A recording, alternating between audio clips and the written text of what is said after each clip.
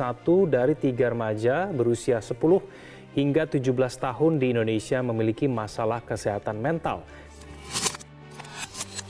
yang dipengaruhi oleh berbagai faktor. Para orang tua diminta lebih peduli dengan kesehatan mental buah hati mereka. Kerentanan baru dalam hal kesehatan mental. Menteri Kesehatan Budi Gunadi Sadikin mengingatkan bahwa anak di bawah 18 tahun 5 kali lebih rentan mengalami kecemasan dan depresi.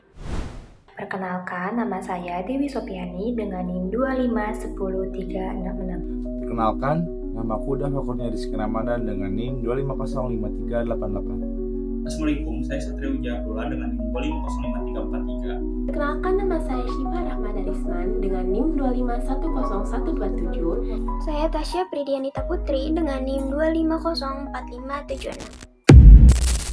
Saat ini, kesehatan mental remaja di Indonesia menjadi isu yang semakin serius.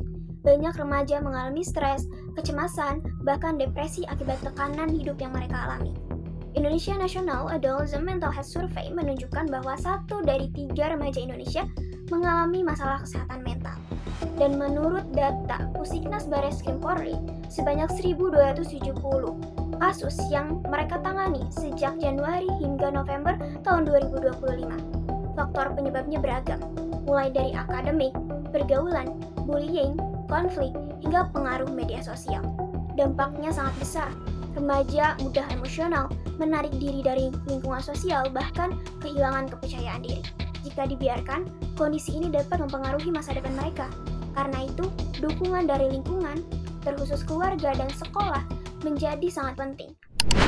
Indonesia sendiri menghadapi krisis serius dalam ketersediaan guru bimbingan dan konseling. Dari kebutuhan 300.000 guru BK untuk melayani 45 juta siswa, yang tersedia saat ini hanya 58.000, sehingga Indonesia kekurangan 242.000 guru BK. Kondisi sesungguhnya pun sangat jauh dari kata ideal, karena satu guru BK saja harus menangani hingga 570 siswa, padahal standar Permendikbud menetapkan maksimal 150 pada siswa. Kondisi ini berdampak langsung pada siswa yang membutuhkan dukungan psikologis, namun tidak dapat terlayani secara memadai. Data Dapodik terbaru bahkan mencatat kebutuhan guru BK di jenjang SMP, SMA, dan SMK saja masih kurang lebih dari 90.000. Nah, pada zaman sekarang ini masih banyak yang beranggapan BK itu diidentikan dengan siswa yang bermasalah atau hukuman bagi siswa di sekolah. Nah, padahal pandangan tersebut itu belum sepenuhnya menggambarkan BK yang sebenarnya. Dalam kehidupan sekolah atau dalam lingkup pendidikan, setiap peserta didik itu menghadapi berbagai tantangan, mulai dari masalah belajar, hubungan sosial, tekanan lingkungan, hingga perencanaan masa depan.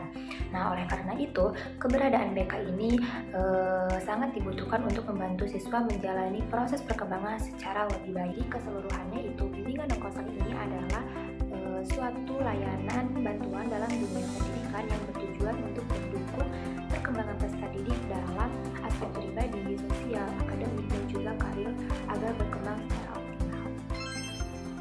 Setelah mendengarkan penjelasan tersebut, ini menjadi urgensi bagi orang tua dan siswa untuk mengenali apa itu BK, supaya tidak terjadi hal-hal yang seperti pada studi kasus di awal. Nah, disinilah pentingnya peran guru BK. Sesuai dengan Permendikbud nomor 111 tahun 2014, melalui fungsi pemahaman, pencegahan, perbaikan, penyesuaian, dan pengembangan, guru BK dapat menjadi garda terdepan dalam mendeteksi dini gejala depresi, memberikan konseling individu dan kelompok, serta membantu siswa mengatasi tekanan emosional.